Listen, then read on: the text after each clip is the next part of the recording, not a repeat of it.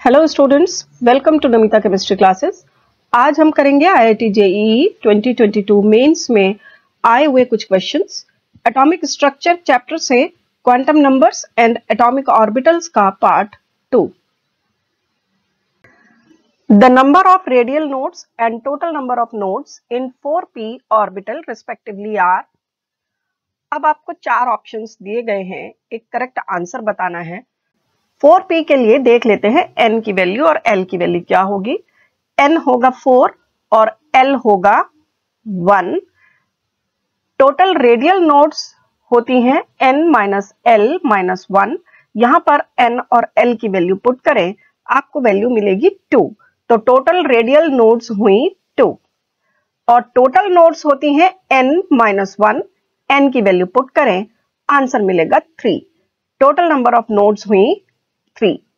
तो option A is your correct answer.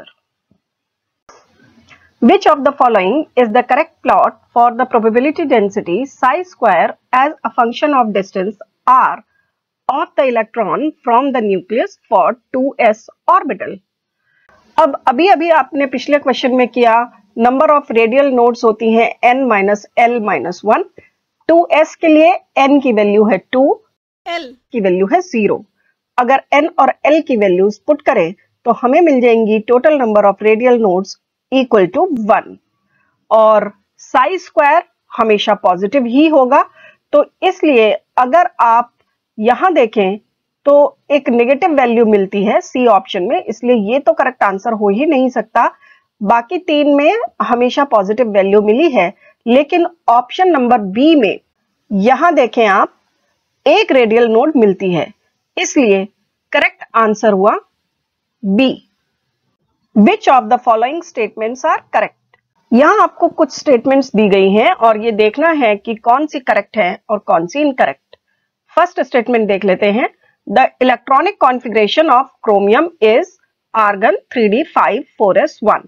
अब chromium का एटॉमिक नंबर होता है 24 और जैसा कि आप जानते हैं ये एक स्पेशल कॉन्फ़िगरेशन है। 1s2 2s2 2p6 3s2 3p6 4s1 3d5। 4s में दो ना होकर एक ही इलेक्ट्रॉन होता है। एक स्पेशल कॉन्फ़िगरेशन है ये क्रोमियम का, और इसको आर्गन की टर्म्स में लिखें तो आर्गन 3d5 4s1 मिलता है। इसका मतलब statement A is a correct statement. The magnetic quantum number may have a negative value. आप ये जानते ही हैं कि मैग्नेटिक क्वांटम नंबर की वैल्यू होती है -l से लेकर +l तक थ्रू 0। तो इसका मतलब उसकी नेगेटिव वैल्यू हो ही सकती है। स्टेटमेंट बी भी हुई correct statement. In the ground state of an atom the orbitals are filled in order of their increasing energies. ये तो आपको पता ही है, इलेक्ट्रॉनिक कॉन्फ़िगरेशन का एक बहुत ही इंपॉर्टेंट रूल है कि इंक्रीजिंग एनर्जी लेवल पर ऑर्बिटल्स फिल किए जाते हैं। तो स्टेटमेंट सी भी हुई correct statement. The total number of nodes are given by n-2। अभी आपने एक क्वेश्चन में किया था कि टोटल नंबर ऑफ नोड्स होती हैं n-1। इसका मतलब ये हुआ कि स्टेटमेंट डी एक गलत स्टेटमेंट है। अब आपके पास चार ऑप्शंस हैं, इन चार ऑप्शंस में से एक करेक्ट आंसर बताना है। क्योंकि हम देख पा रहे हैं कि स्टेटमेंट ए, बी और सी करेक्ट स्टेटमेंट्स हैं, इसलिए option D is your correct answer. Next question देखते हैं। Consider the following statement. फिर से ऐसा ही है कि कुछ स्टेटमेंट्स दी हैं, आपको बतानी है कि कितनी स्टेटमेंट्स करेक्ट होंगी। Statement A, the principal quantum number n is a positive integer with values of n equal to 1 2 3 and so on। क्योंकि n डिनोट करता है शेल का नंबर और ये हो सकता है 1 से लेकर 2 3 4 एंड सो ऑन। तो इसका मतलब ये स्टेटमेंट हुई correct statement. The azimuthal quantum number l for a given principal quantum number can have values 0 1 2 up to n। अब ये बात आप जानते हैं कि l की वैल्यू 0 से लेकर n-1 तक हो सकती है, n तक नहीं।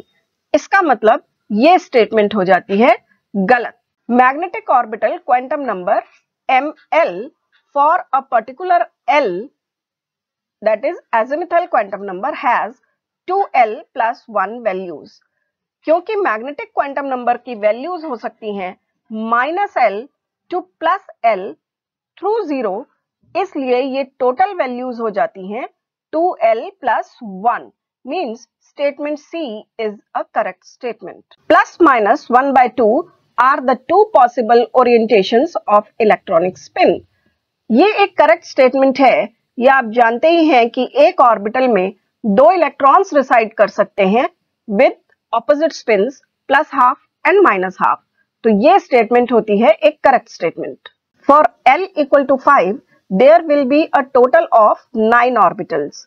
अब आपको नंबर ऑफ ऑर्बिटल्स निकालने के लिए फॉर्मूला पता है। टोटल नंबर ऑफ ऑर्बिटल्स होते हैं किसी सब शेल में 2l + 1।